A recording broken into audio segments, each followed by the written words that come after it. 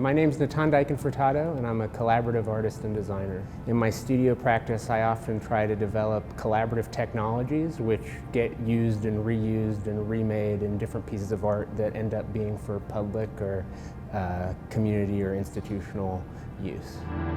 This is one in a long line of schools. A lot of my projects end up kind of starting in a smaller institutional setting and then going on from there to become a lot of different things. Because a lot of my work is collaborative and it tends to involve sort of the fundamentals of art making and the fundamentals of thinking about art, so I actually collaborate a lot with schools of art and art departments in universities.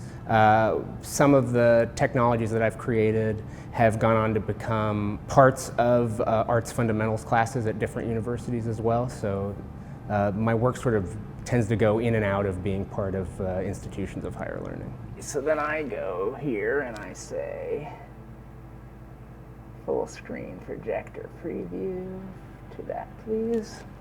This is the eye of the thing. It's just a webcam and a light table. And the light table gives us a source of backlighting, and the webcam gives us the eye and the visuals.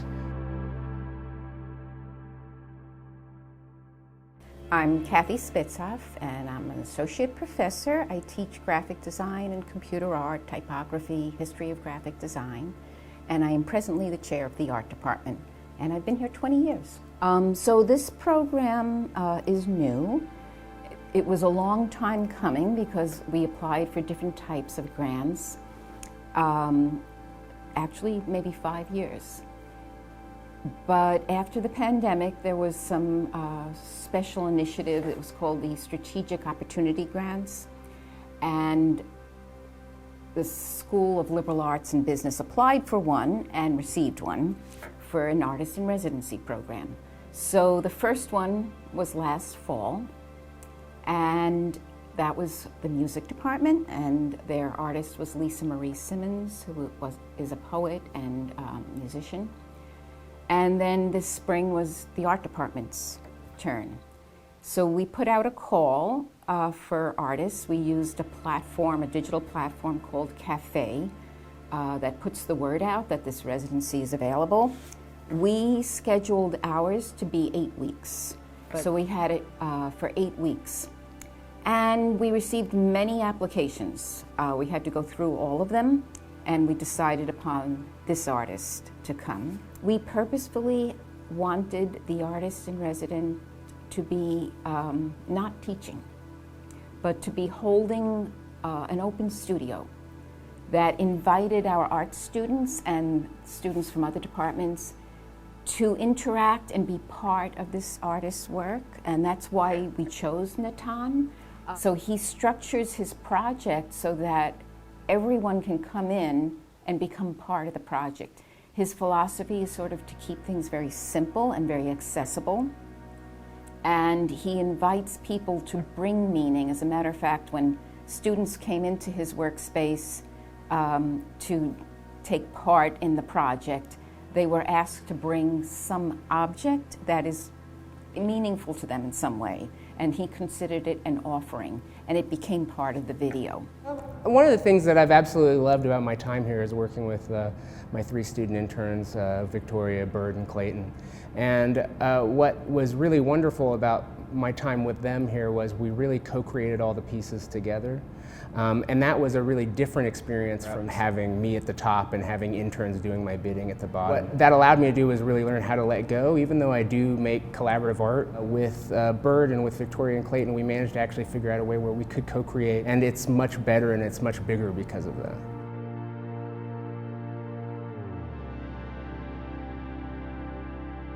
My name is Clayton Davis, and my major is graphic design.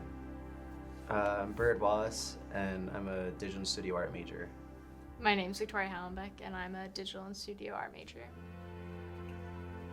One major thing that I learned from him was to try to include collaboration, like anytime I can, within my art. It just makes the process easier, just because you have other brains kind of working together to create something. But at the same time, it also just makes the experience more fun, because instead of just being locked away and just kind of thinking on a project yourself, you get so much different input and different kinds of experiences through this project? Yeah, for me it was kind of to take every idea and run with it. Like nothing was crossed out when we were working. We literally just showed up, spitballed, and just gave it a try, and it was really fun every time, and it usually just worked out. It was weirdly successful, just trying things out. Yeah, it definitely gave me a new light on like trying things that I didn't know about, because like there's a bunch of stuff that Natan even like said they didn't really know what we were doing either, or like it was their first time trying, and so it was like definitely the collaborative aspect was the most like influential to take forward. Clayton did the interactive soundscape, which just increases the feel of the whole piece and actually extends the feel to the whole studio space. Bert and I really figured out how to do open source projection mapping in a way that I don't think's been done before and that I'll continue on in my practice. And then Victoria really led the way with the collaborative monumentality project at Fitzell Hall, where we're translating these coloring books and our videos of us coloring the pages onto the windows. So all three of them were driving forces to making the work bigger and better in a way that I wasn't expecting, and it's been a complete joy. Yeah. I think one thing that I like really learned was that like don't be afraid to branch out into other mediums and other like programs, especially because like Natan made a huge emphasis on kind of trying completely new things that you've never done before. Like even he didn't know how to do certain things. So then that kind of opened my mind into like, oh, I don't have to know something before I go into it. Yeah, we would show up and he would be like, okay, we're working at this program today. I found it online because the other one wasn't working for what I wanted to do. And I was like, okay, how do we use it? He goes, I don't know. We're going to figure it out. And he had a really big emphasis on just looking for ways to improve everything. It was really interesting, like the programs that we used, because they were all like free, and you know, kind of straying away from like the Adobe, like I don't know, kind of hold that has on the art world, and like trying like different things that are more accessible for like everyone, but like kind of do the same or similar things, or like do what you need. So that was interesting information to have.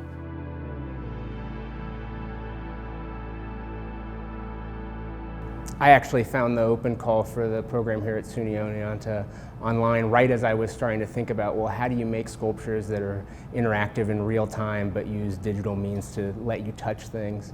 And it just so happened that SUNY Oneonta was looking for an artist who was starting to think through some of those ideas of how do you integrate technology and augmented reality and things like that into art practice. And so it was a perfect fit at the time.